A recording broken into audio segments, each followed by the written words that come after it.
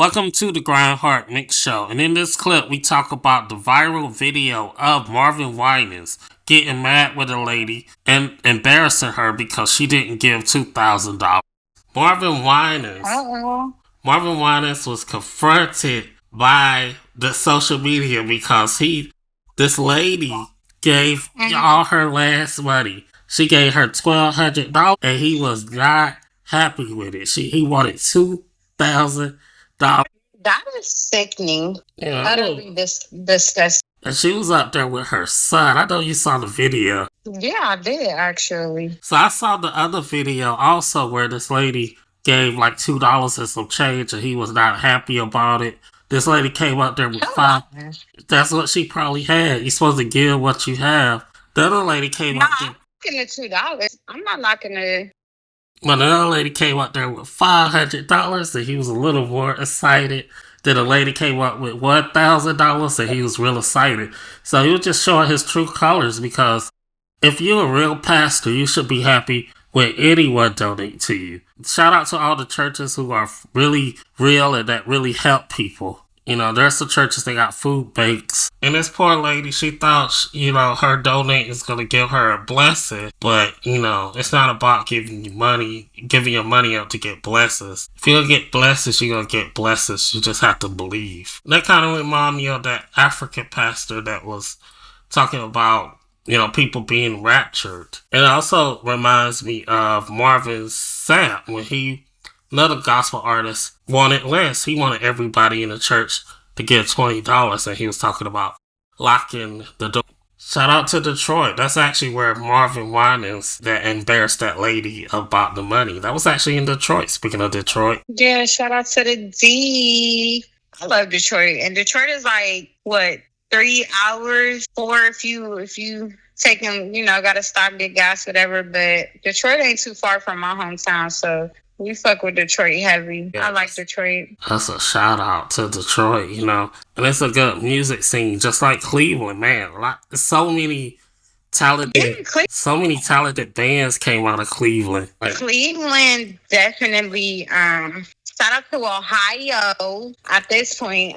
But yeah, Cleveland definitely got a lot of good talent. And they actually support their artists. I got a few artists that I actually fuck with from Cleveland. Also, we want to know what you think, because we want to get you involved in the topic. I already posted the topic.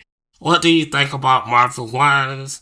In my opinion, I'm thinking he's wrong. She dead ass wrong. That's not okay. Like, she gave what she gave. And then she gave a very generous amount at the end of the day. And I can't respect that pastor for that. I don't like churches that do that. Like this church that my daughter, and no disrespect to the church home, because I still, even though I may not agree with that in particular, it doesn't take away that God may really be in their church home, because my daughter loved that church, and they are good people and things and such, but I didn't agree with how they pretty much, when we were there, I don't know if he was the pastor or like what was going on, but he was like, y'all can spend money getting cute, get y'all hair and nails done, but y'all only paid us this much, and y'all could come right back on up here, and we got Apple Pay and Cash App.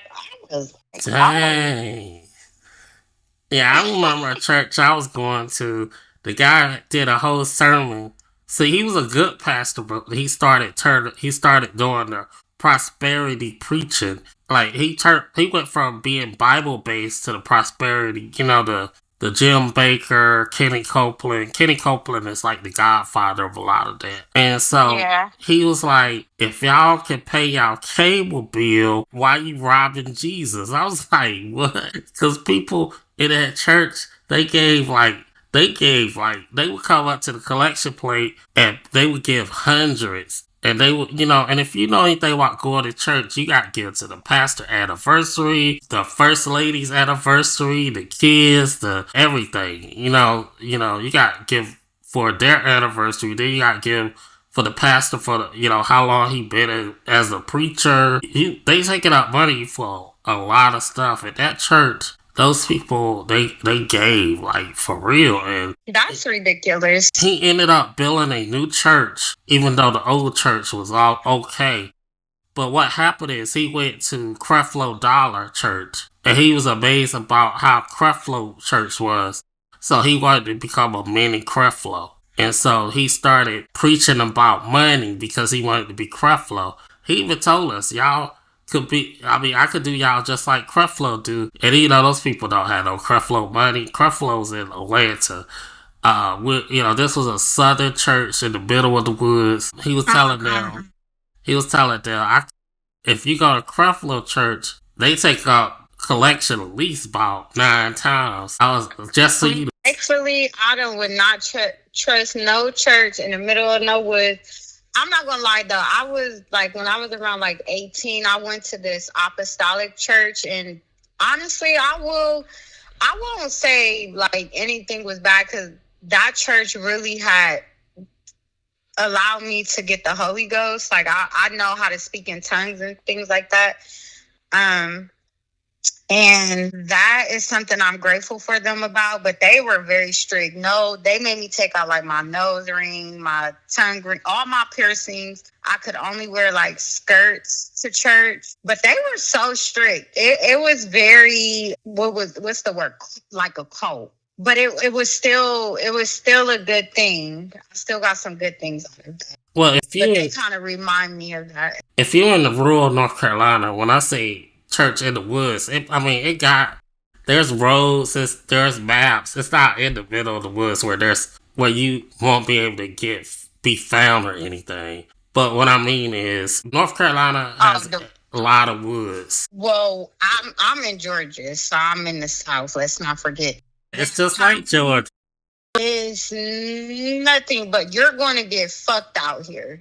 Granted, it's very possible you could be found if you ain't ate up by no goddamn killer dogs. Because these homeowners down here in the South, especially out here where I'm at, all of these dogs are trained to kill and hunt. And they all good luck with that. Guns. Yeah, fuck yeah. Hell yeah. I mean, I'm not saying it's like just no killers out here, but these people is going to protect their homes, like, for sure. This is a very good area, and it's pretty much nothing but black people. See, but we kind of got like visualized for all our listeners that is in the UK.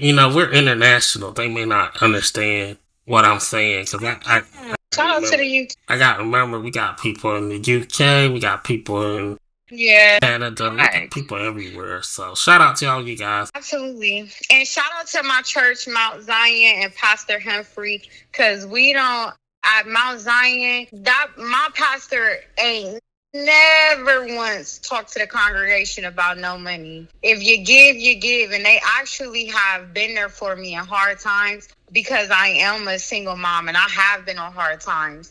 And they have been there for me and my family. But I do pay my tithes, for sure. And it's not to get anything out of it. It's just the right thing to do. It makes you feel good, But shout out to Mount Zion. And it's supposed to shout out to Mount Zion. It's supposed to be 10% of your earnings. I don't do it all the time. I might do it in other ways, and even if I don't always be able to give to the church, but soon I'll be able to give hundreds and thousands of dollars to the church. And a lot of people don't know, back in the old days, everybody was farmers, so you would give 10% of your crop. It wasn't money, it was crops to the church. Yeah. And the pastor was housed. That's why churches, like, some churches have like the houses built for the pastor. So you would bring your food, you would bring your crops to the pastor and his family. You would do textiles, so the pastor and his family had clothes. So that was how it was back in the old days, before the invention of the super pastor like Kenny Copeland. So yeah, and before the mega church. So yeah, that's how it was. You have been listening to the Grindhard Mix Show. Make sure you connect with us on social media at Renaldo Creative and at Tahnika Key. And also listen to this podcast on Apple Podcasts, Spotify, YouTube, and wherever you listen to podcasts. Subscribe and give us a like and follow us.